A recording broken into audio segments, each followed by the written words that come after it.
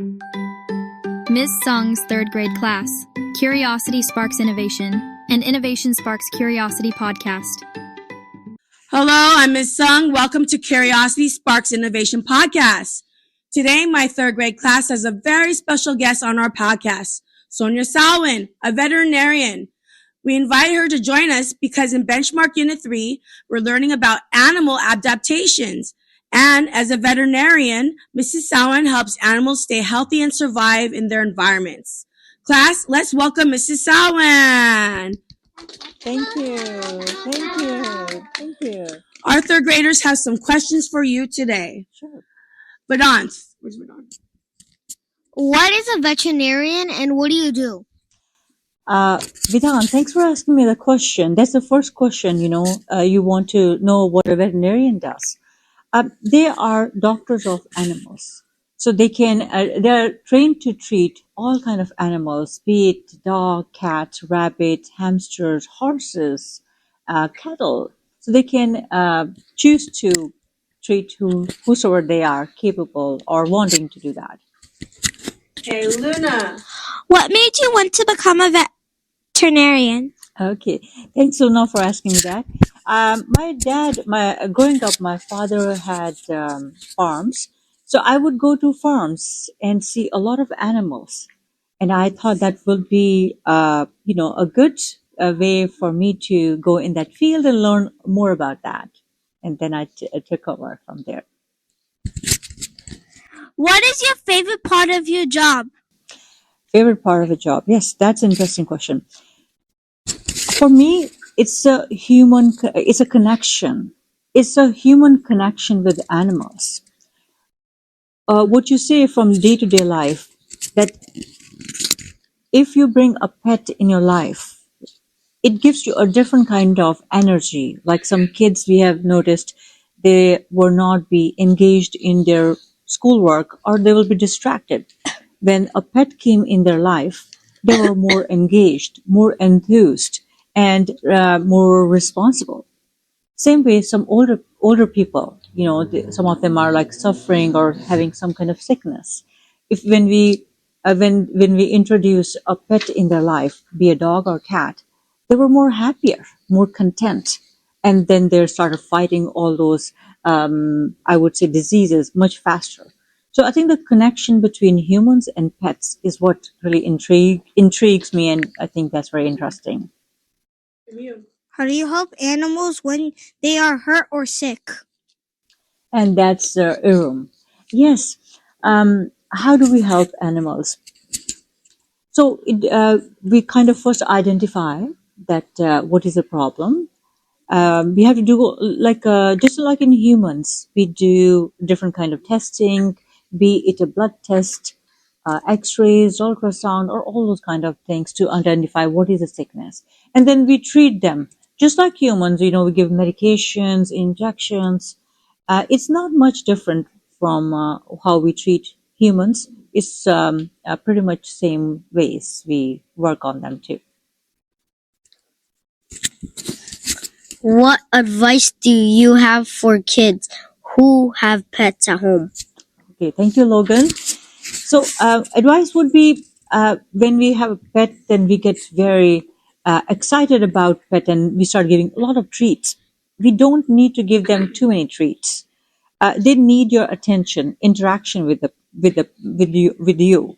So make sure they go to a doctor once a year and interact with them. If you can help your parents taking care of them, be it like walking them or feeding timings, so that it's easier for your parents to manage the pet. How about that?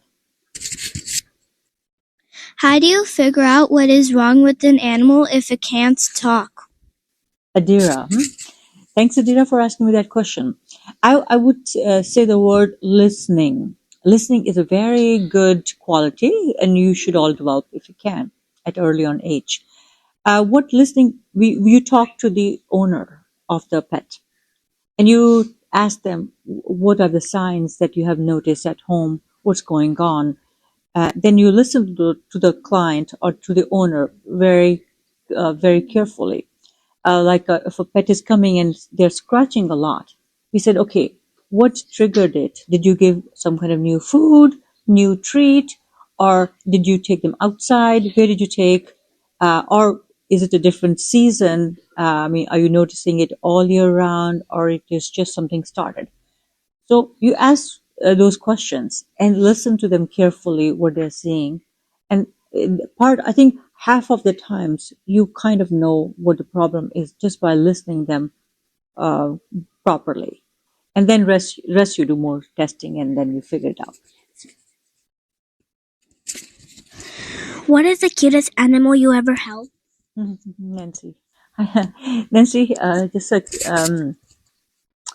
cutest animals. I would say puppies are very cute. Yes, yes. So puppies can be very I cute. love puppies also. Oh, I even have a a small German puppy. Shepherd in India. Oh wow. Okay. So when they're young ones, I think they're very cute and they're adorable. Yes.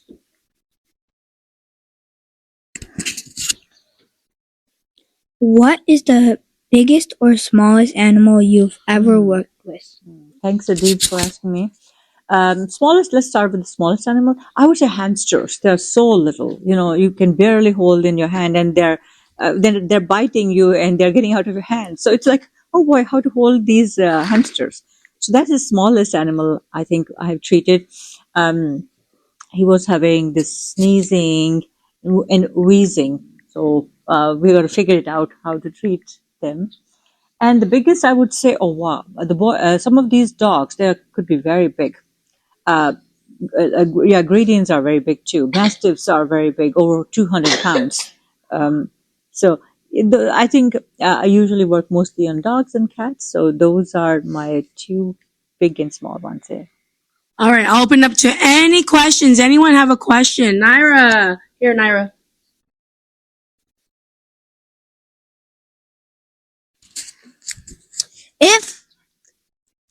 If an animal is too aggressive, how do you try to help them? Yeah, that's another good one here. So, yes, we do get a very aggressive animal. Like some cats, they come in, they are like, oh boy, how to handle a cat. Some dogs are like, make all those sounds and intimidate us here. So I think there are ways you can. Some dogs and pets, we really have to give some medications, like more like a tranquilizers, literally, before they come in. Some calming medication when they come in. The other way is you approach them calmly and just pat them a little bit, then they calm down and then they kind of let you work on them here.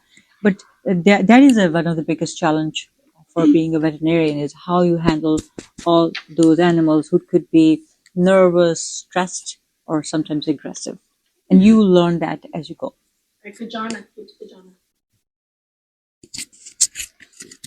So like, what are like the smallest pets like you ever seen? Like a hamster or like anything? Have you seen? Smallest, I would say, even smaller than the kittens when they're just born, like 1 day or 2 day. Oh boy, they're so little and small here. You can like barely like see Exactly. it. You can see them, but they barely open their eyes, and they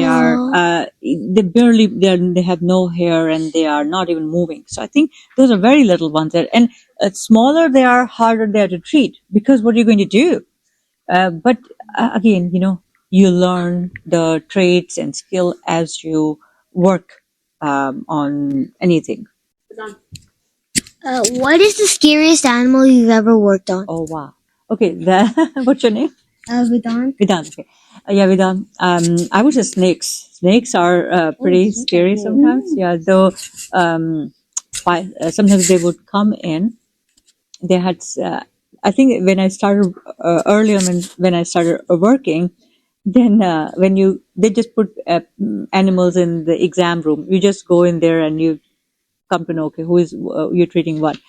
So this snake was there in the room and was having the skin issues, and I was like, okay, we have to take some some samples from the skin. I thought in the beginning I was pretty scared, but sometimes you face your fears and then you get over your fears. So that's what it is. I have a question. Was it an owner that gave you the snake? Owner was holding the snake. Oh, owner? Owner was holding the wow. snake, and it's a long snake. And then like a python? Python. Oh my god. And then how did it know it was sick though? So there were skin issues. Skin issues. Skin issues going. You can see the clear discoloration. Mm-hmm. And then wow. just examples. Wow. Okay, anyone else have a question? Ellie? Ellie, over here. What tools do you work with? With what tools? Okay. There, as I said, you have like a blood test machine.